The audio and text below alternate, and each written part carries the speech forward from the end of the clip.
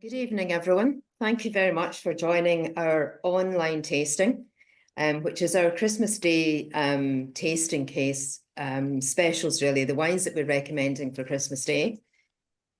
I can see we are joined by, well, three fantastic wineries. So first of all, Martin Richard is here from Champagne, Piper-Heidsieck. We have Laurent from Langlois-Chateau in the Loire Valley in France. And then we have Gianluca Petruzzi from Marqués de Murrieta in Rioja.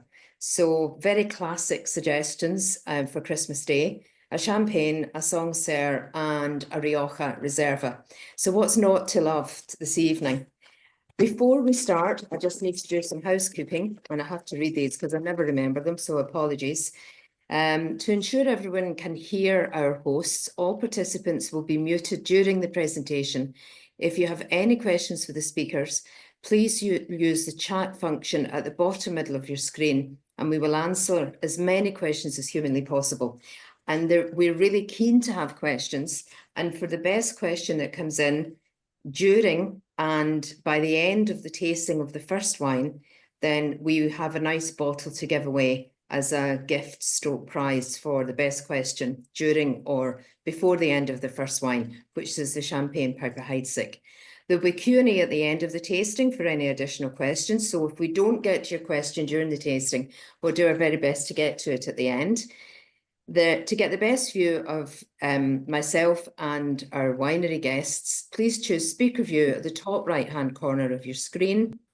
This is a virtual tasting. It's being recorded, but it's only the hosts that are being recorded.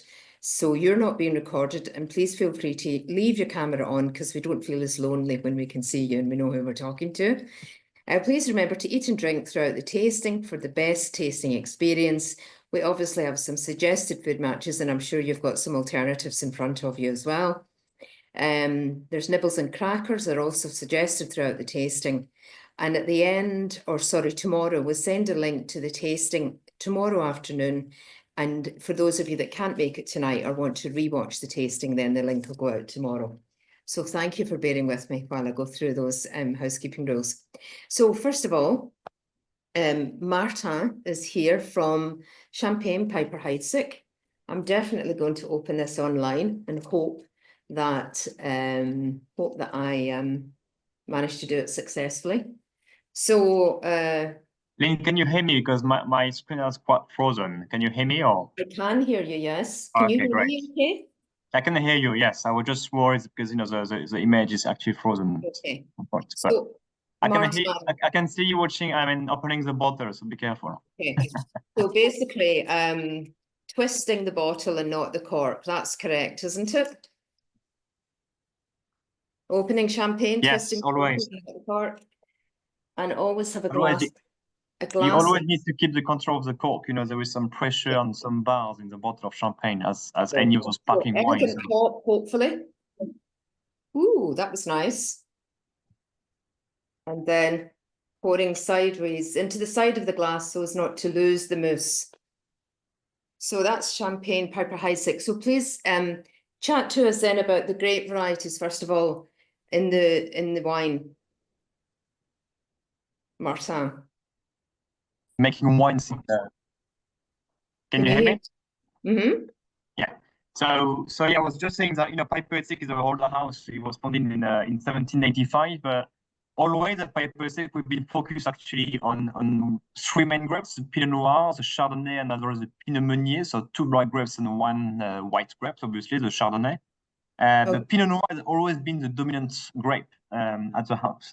And what we like to say, in Champagne is that the Pinot Noir bring more the structure, the Pinot Meunier bring more the rawness and the fruitiness, not sweetness, because Champagne is never sweet.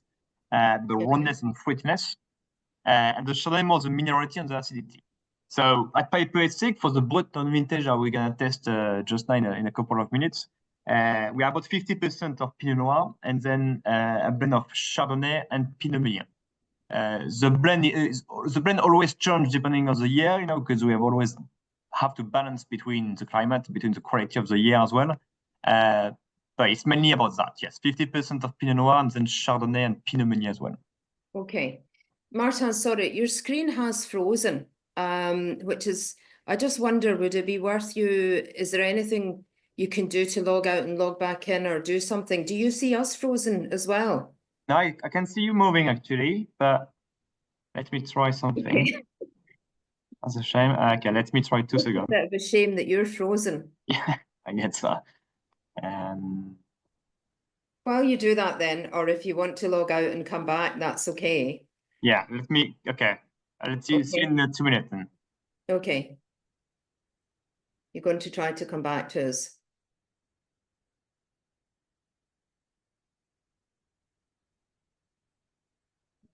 So I'll just speak while Martin is trying to log back in again. So, I mean, obviously, champagne is synonymous with celebration. And Laurent, I know that you make Crémant in the Loire. And, you know, that's also is a great champagne alternative, particularly the drier styles. But we always just associate bubbles with celebration.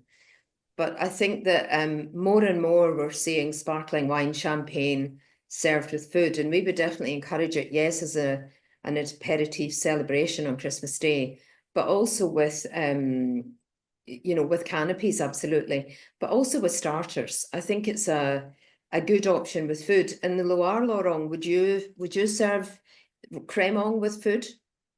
Yes, why not? It would match very well also with the seafood, for example. You know, with the freshness, with this acidity. I think it can match very well also with seafood. With Okay. oysters, it's very interesting to try. With seafood, that's interesting, with the drier styles. So, Yes. Martin, thanks for coming back. We can I'm see back. you moving around now. Okay. So tell me, we're just chatting about champagne with food. How is that a trend in champagne to not just think of sparkling wine as a celebration, but to think of it as something, as a food matching opportunity? Well, that's a great question. You know, obviously, champagne is always known, even in France, to be honest, as a celebration drink, which is great, obviously.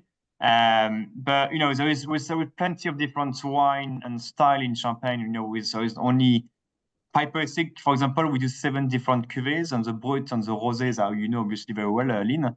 But it's different style. You know, we can do for less or more sugar. We can use more Pinot Noir for the dryness. We can use more the Chardonnay that usually people like for the seafood and oysters. So I would say that each champagne has a different style, and each champagne has a wine actually, because it's first of all a wine, different style to pair with different food as well. So to answer was Brut on vintage I was drinking at the minute. I will go definitely with aperitif, definitely, but as well with some salmon, some oysters. You could go for that with some seafood in general. But technically that could work as well with some tartare, meat tartare, or some young Comté, for example, from Jura. So yeah, there is plenty of options. Okay.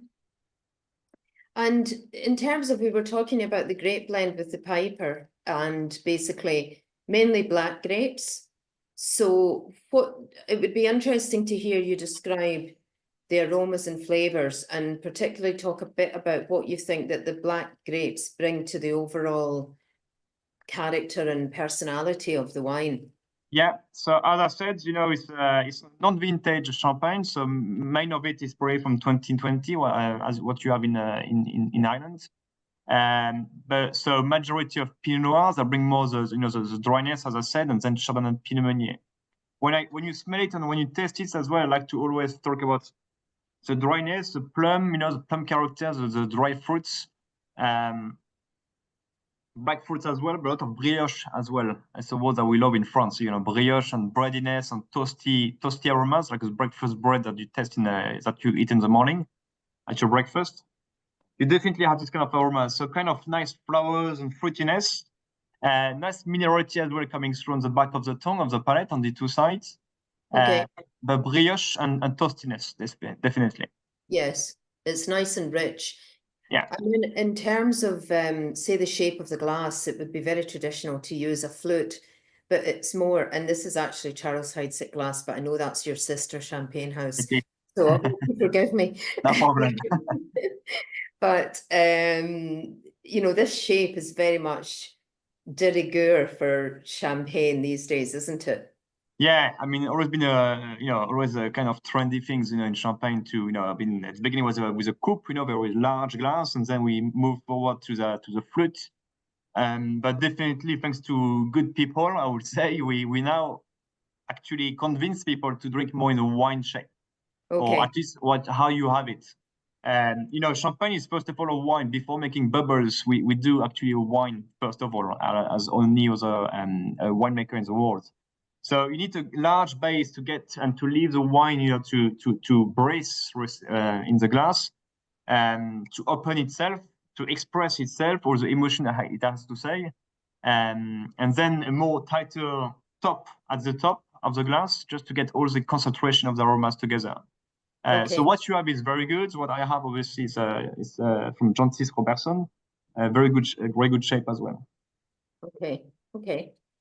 If you drink in a very sharp and a very straight glass, you just lose all the bubbles first of all, and then you as well don't let the wine express itself in the glass. So it's a quite shame. Okay. And can I just remind our guests that there is a nice gift of a bottle of wine for the best question that comes in while we're talking about Piper-Heidsieck, or just before we finish Piper-Heidsieck. So if anyone would like a nice bottle of wine winging their way to you, please feel free to ask questions about the champagne or about any of the wines, or generally about wine. We'll do our best to try and answer. So in terms of Christmas Day in France, we're in the Champagne region. We have a nice glass of Piper-Heidsieck in front of us. At what stage of the day do you open a bottle of Piper-Heidsieck? When is it polite to open your first bottle of champagne on Christmas Day? That depends very much on the family of the region as well, and I'm sure my colleague from Loire Valley would agree. Yes, of course. Depend of the region, really. I won't say is allowed at 8 a.m. 8 a.m. Okay, that's reasonable. Before the coffee. Okay, before coffee. Okay, that seems entirely reasonable. Not the Italian way then. So, glass of champagne on Christmas Day then. Tell me what you would serve with it. What would be your choice at home in your house with your family? Well, I will probably start with the Magnum, because Magnum of champagne is always the best. Fair enough. Like for the wine, and then I always start with some champagne. I don't drink only champagne. Obviously, I'm not just focused on champagne. Mostly, as I said, you can drink champagne with everything. So I will start with probably a dry champagne to start. Yes, with an aperitif. Not too early, not at 7 in the morning, but probably around 11 with family and friends. Okay. And in terms of a Magnum, it's true to say that the wine ages slower in a Magnum. Is that correct? Yeah, I mean there was a couple of good points about this. In Champagne, to make champagne, you need to be patient, and probably more than in most of the other regions, by the fact that we do a first blend, but then we need to age it for a few years. For example, the bottle at Piper-Heidsieck is aged for 3 years minimum on the lees in our setup before we can sell it. And because Magnum, there is double of liquids, but more or less the same amount of lees and yeast to make the second fermentation, the bubbles. Okay. We age it minimum 7 years at Piper-Heidsieck, the Magnums. So it takes longer time. So you get a richer champagne, more balanced, more rich, more elegant and gastronomic, definitely. Okay. And Magnum is always more impressive, for people, but it's just 2 bottles, really, and the taste is better. Okay. Not better, but more complex. More complex, more winey in a sense. More winey, yeah. And in terms of a sort of wine trade trick is to keep non-vintage champagne. So the likes of the Piper-Heidsieck yourself at home for 2 or 3 years before you open it, if it's possible at all to buy a bottle of champagne and not drink it. But in fact, non-vintage champagne that's kept at home under nice conditions of storage, it's actually a revelation if you open it 2 or 3 years after you've bought it, because again, it's become more complex, more toasty, more winey. Do you agree with that? Yeah, 100%. I mean, each grapes have different potential of aging, each blend and each quality of a house as well. and probably non-vintage, so it's a blend of different vintage, obviously. Us, it's about 30% of reserve wine in our Brut non-vintage. So that helps actually to age the wine for a longer time. Probably this champagne, you can buy it and then you can keep it for 6 or 7 years. That can only get better, really. The non-vintage you would keep for 6 or 7 years? The non-vintage, yes. Yeah. Wow. And that's excuse me, that's a testament to the winemaking, really, isn't it? And the elements within the bottle, the acidity, the second fermentation. I mean, it's just, I would be saying 3 or 4 years, but 7 years, that's impressive. Yeah. I mean, when you think about that, this champagne is already aged for 3 years minimum in all cellars. So, about 30 meters deep in the ground in a short cellar in next to us. So 3 years aging, then we do the disgorgement, and then it's ready for you guys. But happy for you to keep a few bottles and to make the experience. If you get a box of 6, for example, keep it and try to make a sense to actually test it every year. And actually you will see the difference how the potential aging and how the wine evolve. As any other wine, really, from Sancerre to Burgundy to Italy to everywhere in the world. I just don't think people think about keeping champagne, and it is a good it's a good thing to do. So I've got a couple of questions here, if you don't mind. I'm going to ask them. Please, yeah. What is the best climate for growing grapes for champagne? That's a very, very difficult question to answer. There is no perfect answer for that. Champagne is it's quite a small region, actually. If you think about that, in France, it's a small region for wine growing, but so much difference between terroir, between the north, the south, the east, and the west. And that's why we have this luck to be able to actually use different vineyards from any origin in Champagne. What's the best? I mean, obviously, since a few years, it's difficult to have what is called the best year, and not mean anything really. What we are looking for is quite, obviously we need rain. We need water in the vineyard, but we as well need some dryness during the summer. Obviously, since a few years, quite difficult to get the perfect condition. So what we need at the end, around September, is perfect amount of sugar and acidity to make it happen. So we need good weather, meaning good rainfall during the winter, but obviously no frost or not too much rain, and good sunshine during the summer, but not too warm. Otherwise, if it's too warm, you get too much sugar and too much alcohol. Okay. Thank you. The next question is a similar question, but at what bricks are the grapes picked at? Sorry? What ripeness levels are the grapes harvested at? Baumé, sorry, in France, Baumé. That's gonna very much depend of the vineyards, as well of the orientation of the vineyards. I mean, we work a lot with Pinot Noir, so obviously we are more based in the north, which is quite cooler climate than in the south. So Pinot Noir needs dryness. It's quite a fragile grape as many other regions, so we need dryness. What's the perfect maturation? That's going to depend every year. Okay. Next question is, what is a cuvée? A cuvée means a blend. Cuvée is a French word that we are quite proud to use in France. It means basically a blend. The cuvée in this is Chardonnay, Pinot Noir, and Pinot Meunier, basically. It's basically a blend. So, in this bottle, you have probably let's say probably 80 or 100 different wine technically. And this is called a cuvée. It's the art of the winemaking team. There are 8 people at Piper-Heidsieck doing the winemaking. Emilien is the chef winemaker, and the art of blending is a big part of the job, obviously, because they sit every day for 3 months or 4 months at 11 in the morning to actually do blind tasting and do analyze of the wines, of each wines. A cuvée is actually the result of this hard work to get the perfect blend to express the style of Piper-Heidsieck. Okay, thank you. What's the dosage in the Piper-Heidsieck is another question. This one is 8 grams. Mm-hmm. So it's a brut, not 8 vintage. grams, so quite dry, really. It is, yeah. It's brut mean dry, actually. Yeah, in fact. Mm-hmm. Most of the champagne you can find, is brut, so between 6 to 12. And just to explain, that's 8 grams per litre. So 8 grams of sugar per litre of wine, basically. Yeah. And you really need that level of, whilst 8 grams isn't very high, because some very commercial brands would have much higher levels of sugar or dosage. But obviously the acidity is high, so you do need some sucrosity to offset the acidity, don't you? Yeah.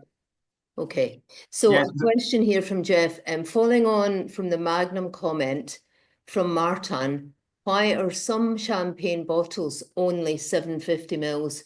Is it really due to exporting wine into the England and then using the imperial measure given? So I suppose that's the question about when the 75 ml came into being. So 75 centilitre bottles.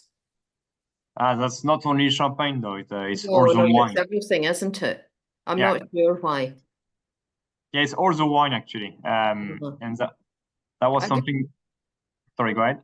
There is, if you Google, sorry, I remember Googling this myself once about 75 centilitre bottles, and I can't remember the answer. Apologies, Jeff, but I have looked it up before. I just can't. I think it was a conversion of the Roman emperor big measure. So the unit that they were using in the Roman emperor was later converted in something similar or close to the current 750 milliliters. If I'm not wrong. Brilliant. Yeah, Thank you. I think it was called the gallon at this time, and it was equivalent to one liter or something like that. And to transport the wine in big tank, it was easier to make by 75 centiliters. Yeah, that's correct. Exactly. So that's definitely a good question. It's got us wondering. Yeah, very good. As a candidate for the best question. Absolutely. The most tricky question that we couldn't answer. If a master of wine and 3 people working in the industry are not very sure about it, it's definitely a good one. It's definitely a good question. Mine was about yeast fermentations, anything like that, but the actual bottle, obviously, we're not good on. Anyway, thank you for the question.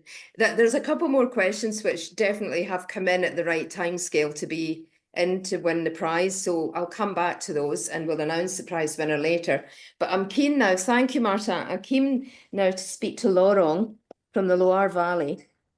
And although Laurent is here to talk about the Sancerre this evening, actually Laurent's company is owned by Boulanger Champagne. So Laurent would not be a stranger to the odd glass of champagne himself. And also we stock Crémant wines from Laurent's company, the Langlois Crémant wines, which are very popular.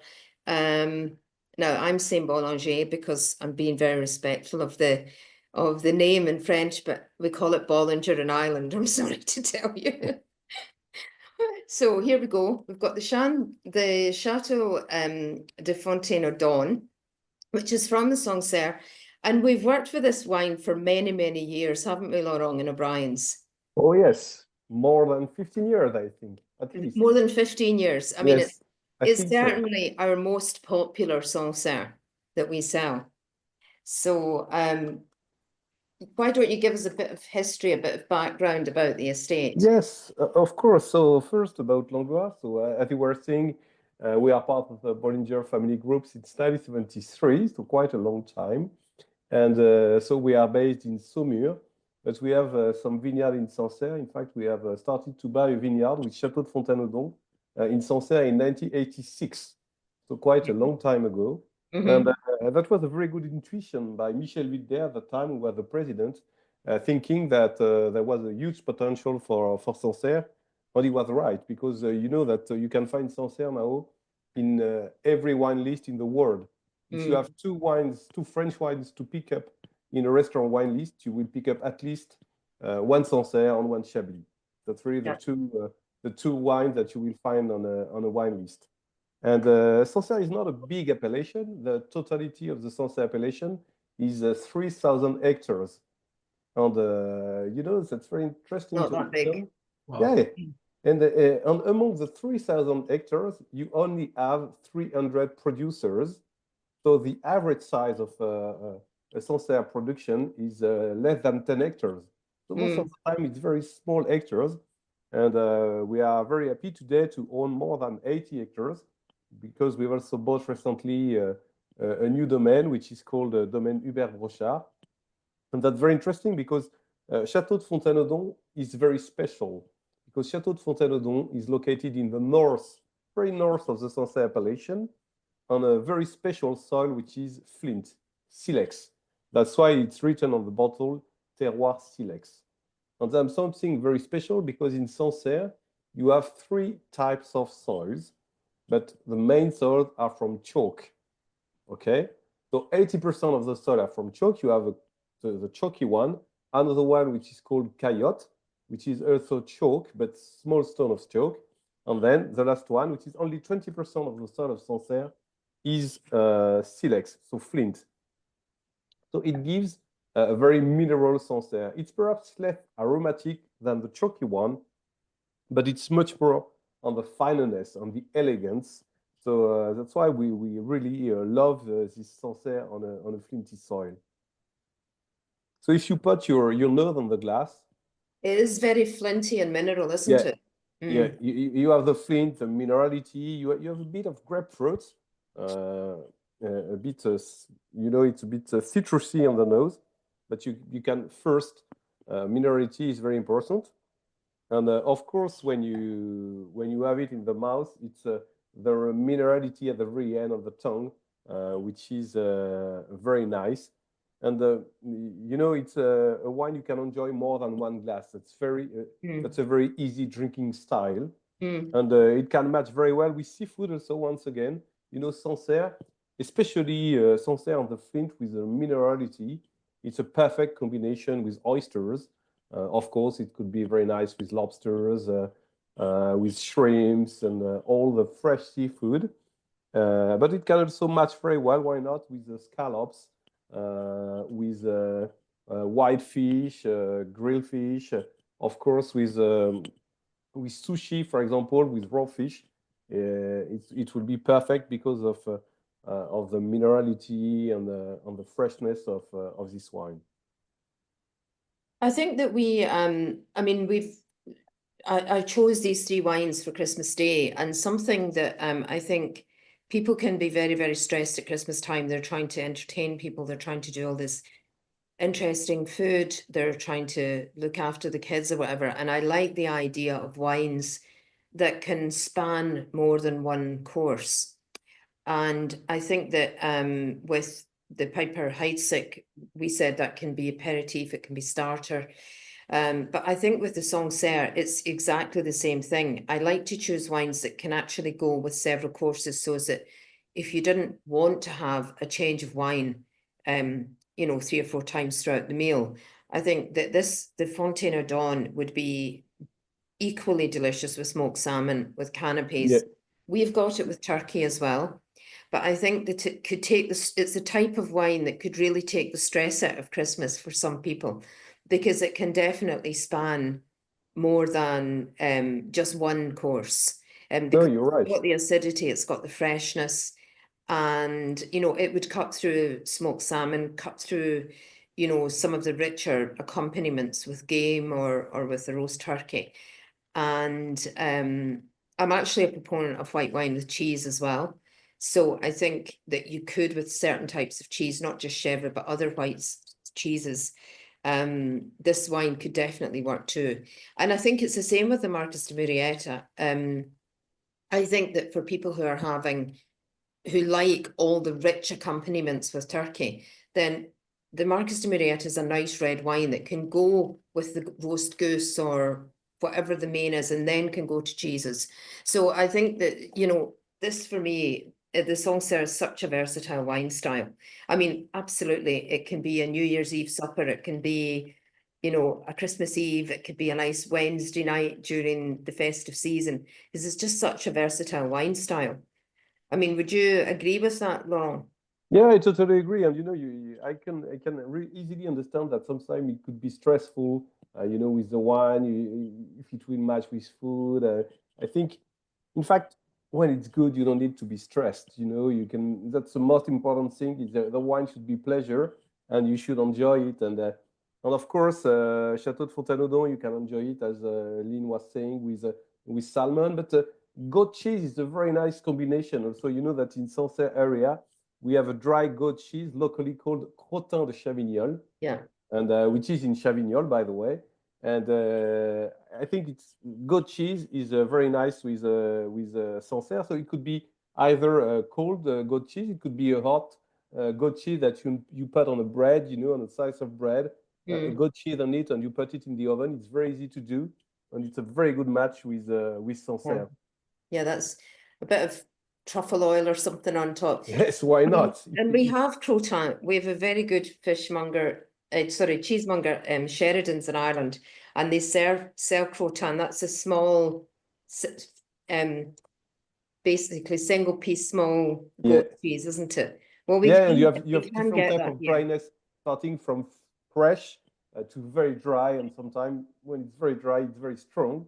So you need to like a strong cheese, but if you like it, it's very good. Yeah, it's a nice combination. So what would you, just interested in your home with your family on Christmas Day, what would you serve with the Sancerre?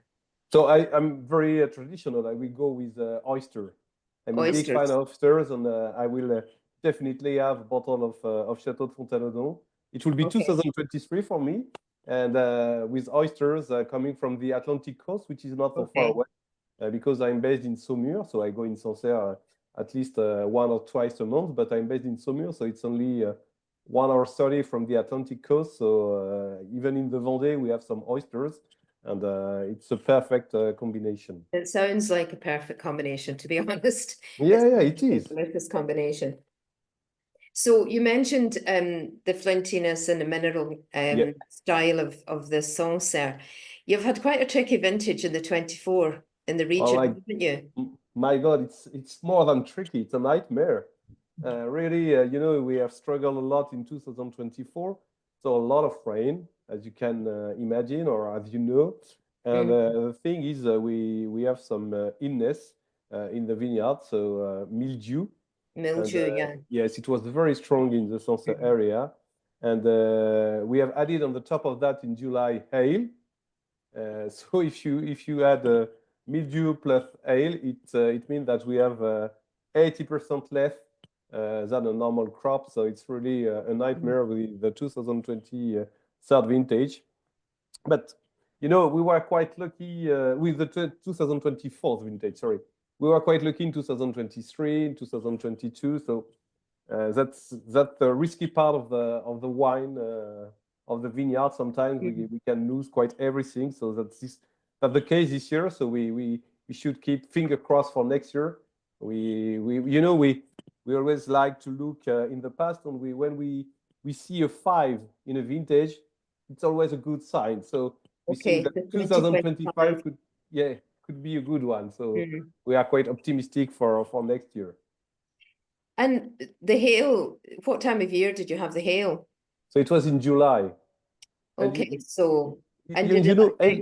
very located. It was mainly in the south of the Sancerre appellation. So and, when you have hail in a part of the vineyard, you can lose almost 100% of the grapes. You know, and it will destroy for the year 1, but also for 1 year after. You know, you will still have some damages in the vineyard, and you will still lose with the next vintage. So hail is very damageable in the vines.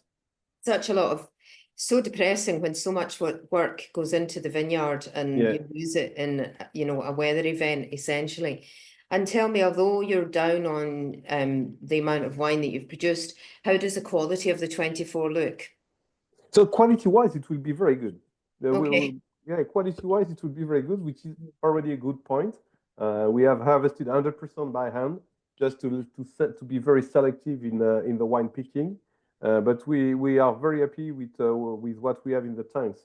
It will be a very small and very low vintage in quantity, but very, very good in quality. So And is it that when sometimes the vine loses some of its grapes, all of the extra complexity and the energy goes into ripening the ones that are left, and quite often you do get a very good vintage in those circumstances. Yeah, don't you? yeah, you're right. You can have a better concentration, but that's the case because we have only sometimes one or only two grapes per vine, so it's One or very two small. bunches. Yeah, one or two Wow. bunches. It was My very, God, yeah, it was very depressive when you were going in the vineyard, you know. I can imagine.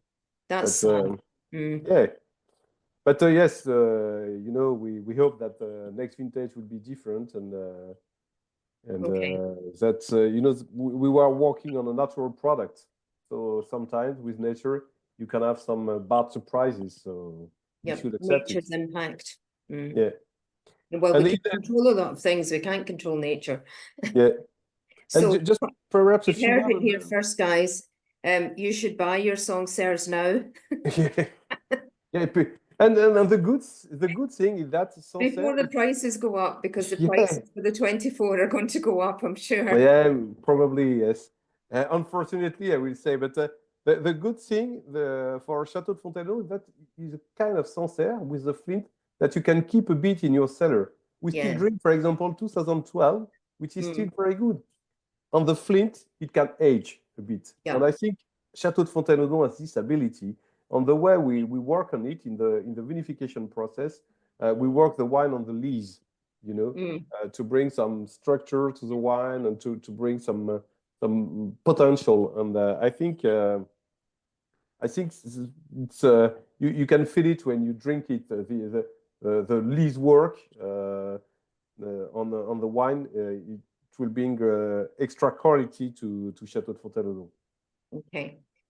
And I mean, I think that obviously it's 100% Sauvignon. Loire Yes. Valley is the absolute home of Sauvignon Blanc as far as wine goes. But as you say, the very specific flavors and complexity that the soil brings. And how old are these vines? Are these old vines? Yes, it's on average is around 35 years old. So you know, we have replanted. The vineyard is dating from the 17th century, but it has been replanted, you know, throughout the centuries. And the vineyard that we have harvested for Château de Fontaine 2022, if we take a global average, is something like 35. Okay, so 35 years old. Yeah. So a nice age, really. They're, Yeah. No, No, I think it's a perfect age for the vineyard. You know, it's an age of maturity also for the vine, and so found its balance. Yeah, no, it's a very good balance. So, Laurent, we're going to take a couple of minutes break. We just let people top up in any water, or if they need to top up in any refreshments. Okay. We'll just be a couple of minutes. So that's basically that's 39, 40. So 41 we'll be back. It's just to give people a chance to top up in water or any snacks or anything. And we'll be moving then on to a couple of questions, and then we'll be going to Gianluca in Rioja. So just a couple of minutes for people to refresh their glasses or get a glass of water or whatever. Thanks. Back soon.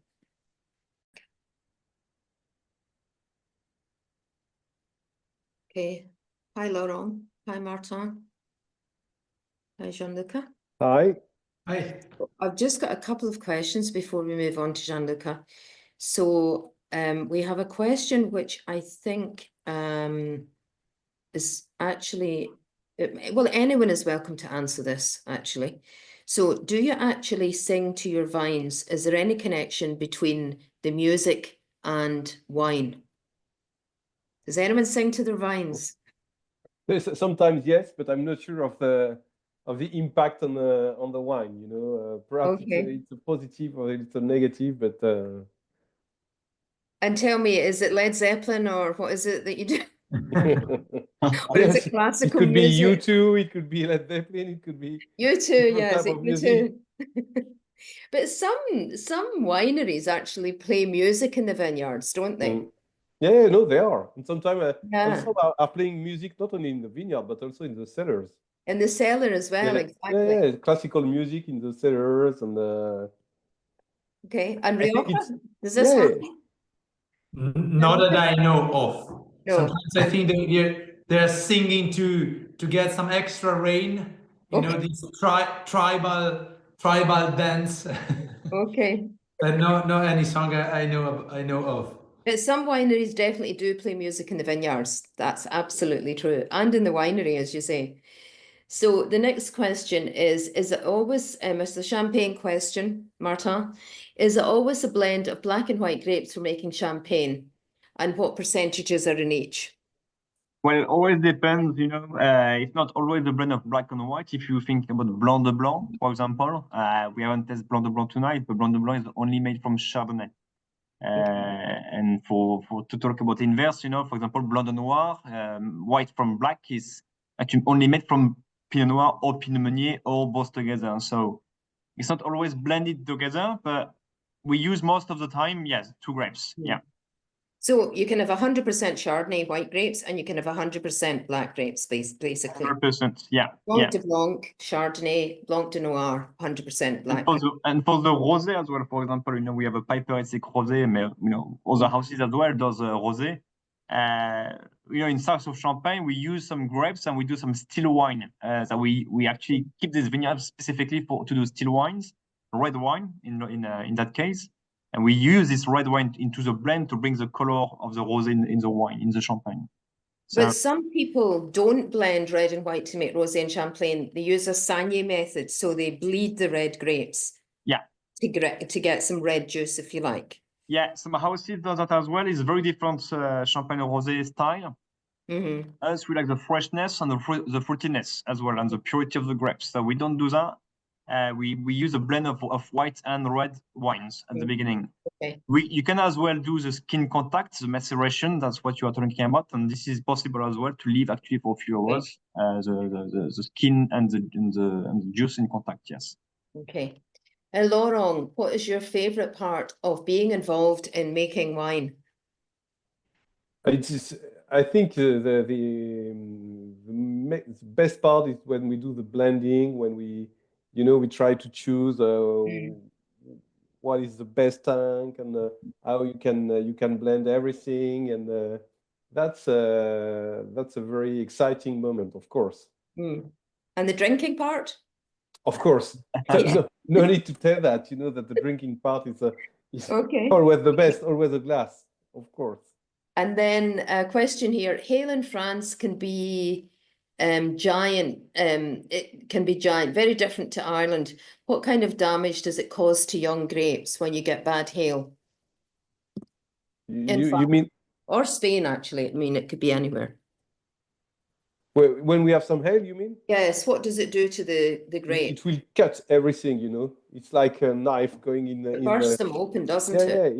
It will cut the leaves. It will cut the grapes. It will, and if you have the bunches, it will break them. So it's really when you see a vineyard after the hail, it's like without any leaves on them. So it's a very strange countryside when you see that. And then I suppose if there's no leaves, then there's a potential of sun damage later on as well. Yes, of course. Of course. But, you know, it's sun damage. When the hail has been in the vineyard, you know, it's already done. You will not pick anything because it will have broken everything. No, exactly. Leaves, bunches, grapes, whatever. Okay, thank you for that. So we're moving on now to Gianluca. I'm putting a Marqués de Murrieta up here because it's shining very white on the camera. And I think, Gianluca, you've got a bottle there as well, don't you? That you can I don't have a bottle. I have a 3 liters bottle. You've got a 3 liter bottle. In case I'm thirsty tonight, I can. You want us to come round to Rioja and help you drink? Yeah, why not? Why not? There will be enough for everyone. Yeah. So are you in the Château de Fieuzal just now? No, actually, I am in our headquarters in Madrid. You're in Madrid tonight. Okay, perfect. A new space. We called it Casa Murrieta. It's a cosmopolitan, let's say, house of the winery where we'll be hosting our international and local customer that will pass by the city. Rioja is a beautiful place.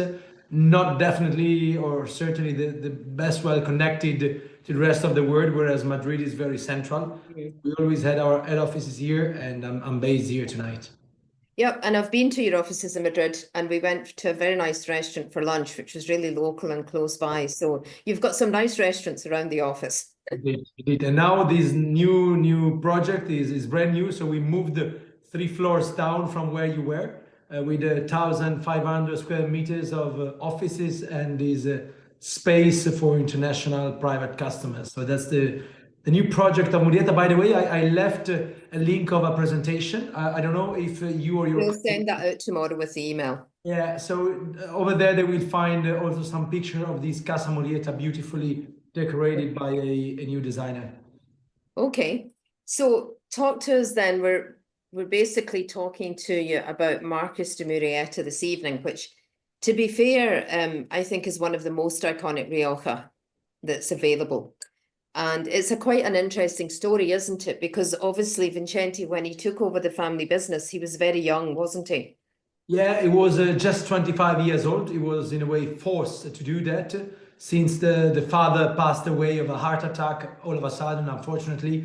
So the young adult Vicente jumped into the oldest winery of the appellation, founded in 1852.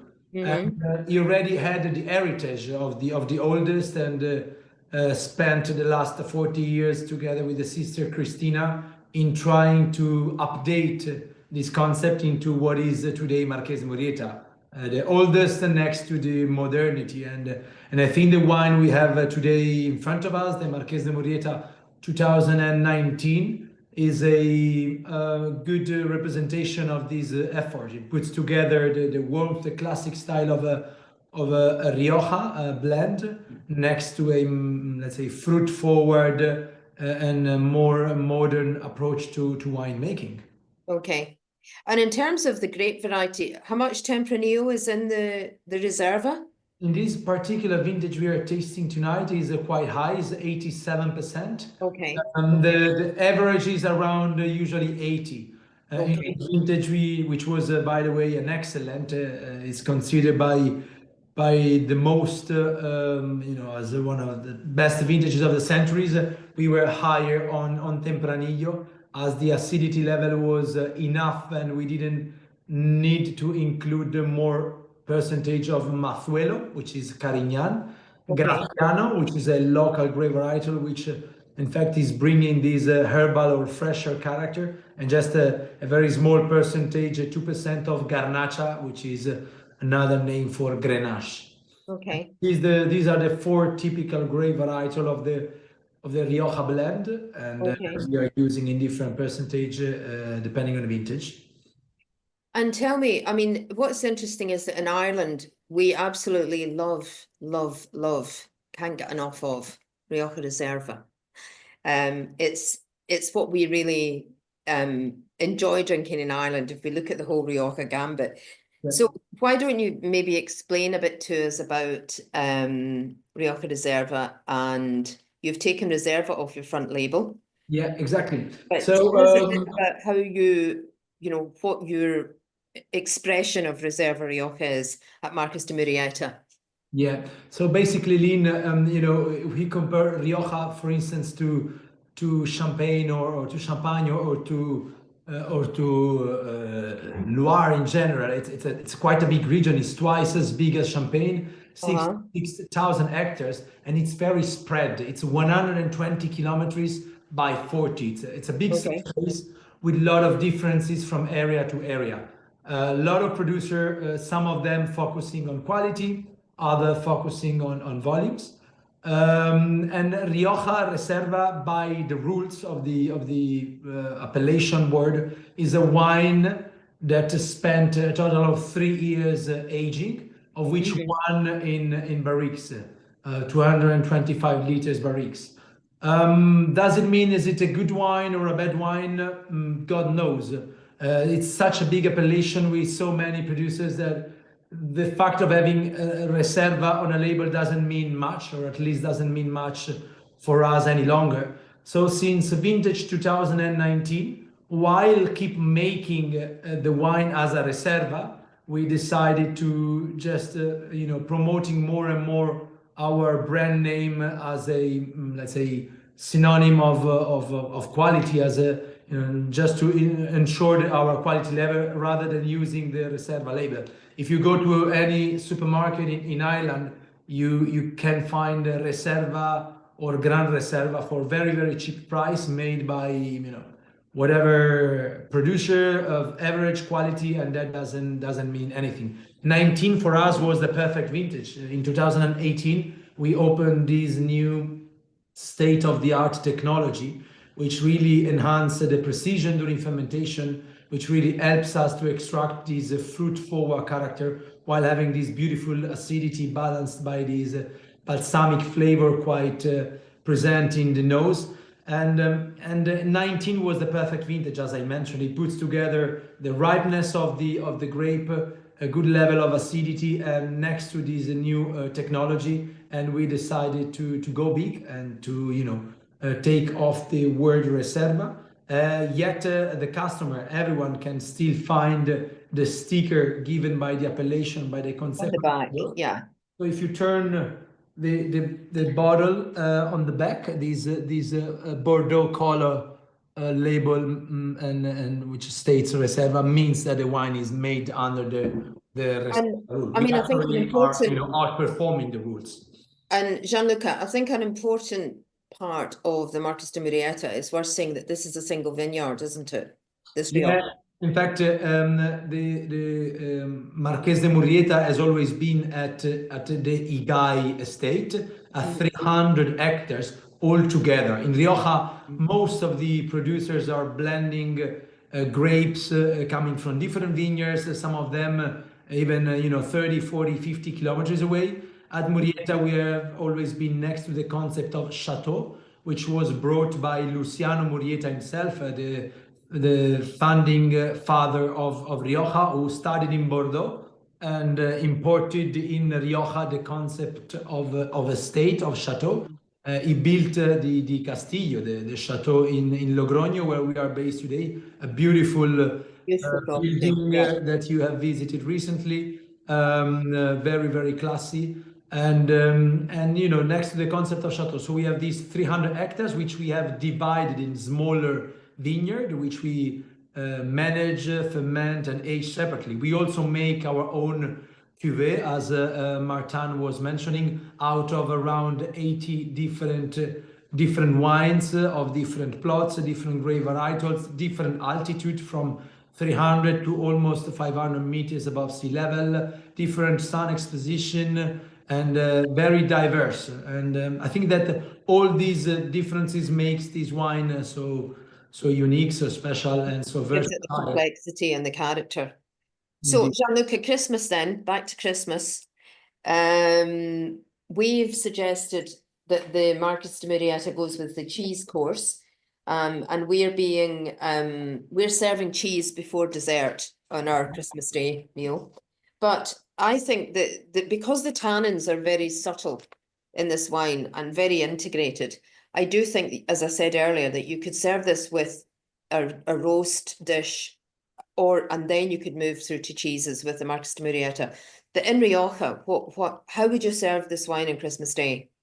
So I think here a crucial thing is temperature of service. If we are serving the wine a bit chilled, the wine becomes very versatile.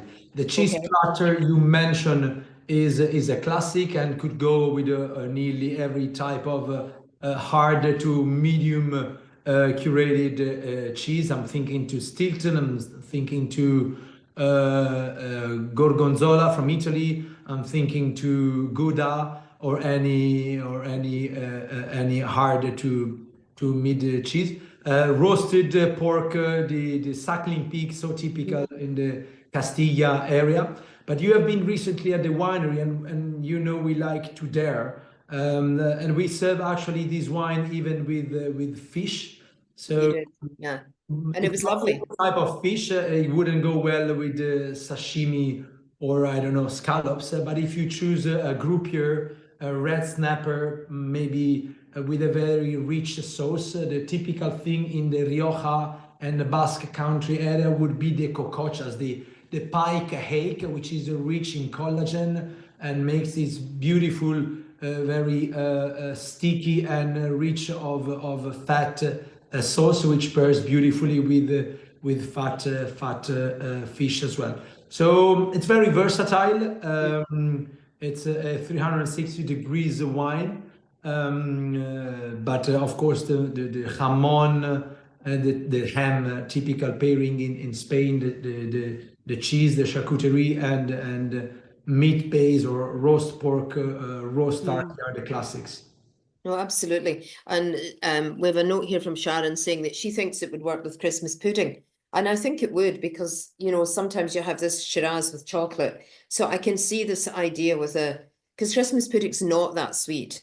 I don't know if you have Christmas pudding in Spain, but it's a sponge with lots We do have something similar, which is called tortilla, and I think it works well, and especially for the freshness and the acidity of this wine, which is medium. It really cuts through the fatness or the, let's say, more richer taste, and I think it's gonna be or could be a great pairing. Yeah. Great. Well, thank you, Gianluca. I mean, I think we've had 3 really versatile and delicious wines. I hope that people have enjoyed tasting this evening. I see that some people are eating as we talk, so that's nice. I've got a question here. It's actually a question about champagne. And in 1972, for the first time ever, the White House poured a non-champagne when President Nixon hosted the Chinese premier, and he poured Schramsberg, which is from California, and in fact we sell that wine. And the question is, how is champagne being affected by non-champagnes, Martin? And I suppose we're thinking English sparkling, Premier from Laurent there in Loire, etc. Obviously, I mean, the main, I mean, it's actually a very good question. I don't think we are much impacted, to be honest, because, you know, as Sancerre has a very specific and beautiful terroir, as Saumur, as Rioja, as everyone has a very specific terroir, Champagne is specific as well for a reason. It's called the Chalk, you know, and the Chalk is not everywhere in the world. And I'm sure in Napa, they don't have the Chalk that we have in Champagne. Schramsberg have got very nice cellars though, dug into the mountainside. Yeah, probably, but I don't think it's the same products. You know, it's nothing wrong when I say that, obviously, but we do in Champagne, we do wine and sparkling wines, and for 300 years old probably. And we have a very specific method, a very specific terroir, very specific climate. My colleague from Loire Valley actually mentioned Vendée. If you think about that, Champagne is quite high altitude, in high position in France in geography. So you got the wind from Vendée from the west, you got the warmness from the north. It's a very specific place, you know, Champagne. So we're not impacted by the fact it's just not the same product. If you don't compare, you don't compare different regions between each others. I'm sure Nilsson had a great night at the White House, but I'm sure he came back to Champagne after that. But it's just not the same product at all. It's not the same terroir, or not the same grape either, or the same aging. Okay, thank you, Martin. Thank you for the question. So it's time to announce the winner of the question, and the winner is definitely Jeff, because he asked us a question that we couldn't actually answer effectively among the 4 of us. So Jeff, well done for that question on the bottles, and we definitely need to get Googling on that. And thank you very much, guys. If there's any other questions, please send them through. I hope that you enjoyed the tasting this evening.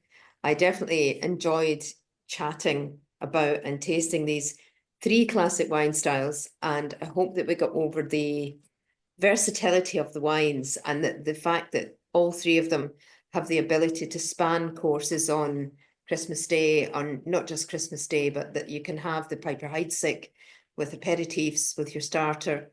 You know, the same with the Sancerre, can go into the main courses, and then the Marqués de Murrieta can be with main courses with cheeses. You never mentioned aged Manchego, Gianluca. I have to get that in there with the Marqués de Murrieta. Perhaps that is due to my Italian origins. I was just into Parmesan. I forgot that, yeah. But listen, thank you very much, guys. Laurent, thank you so much for talking to us about the Sancerre, an absolute classic within the portfolio. Our portfolio on O'Brien's, Piper-Heidsieck, you know, delicious champagne, and then the Marqués de Murrieta. So we're going to be launching, the next tasting online is in January. We're running an Irish Wine Geese tasting series. The first one is Château de Fieuzal. We have Daragh Quinn joining us from Château de Fieuzal. In February, we have Jan Sheeler joining us from Château Kerwan. And in March, we have Jean-Charles Caz joining us from Château Lynch. So a series of Irish wine geese tastings in January, February, March next year. So hopefully you might be interested in those. So keep an eye out for those tickets going on sale. Thank you for joining us, our lovely guests. I hope you enjoyed the night, and thank you. I know it's now quite late in France and Spain, so we do appreciate you giving your time this evening to join the tasting. Martin from Piper-Heidsieck, Laurent from Château Fontaine Audon, and Gianluca from Marqués de Murrieta. Thank you so much, guys. Thank you, everyone. Thank you, bye. Good night. And thank you to the Brian's team who are also here after a hard day in the office. They're also here facilitating all. Thank you to the team. Thanks. Yeah. Thank you, everyone. Thank you, everyone. Good Bye. night.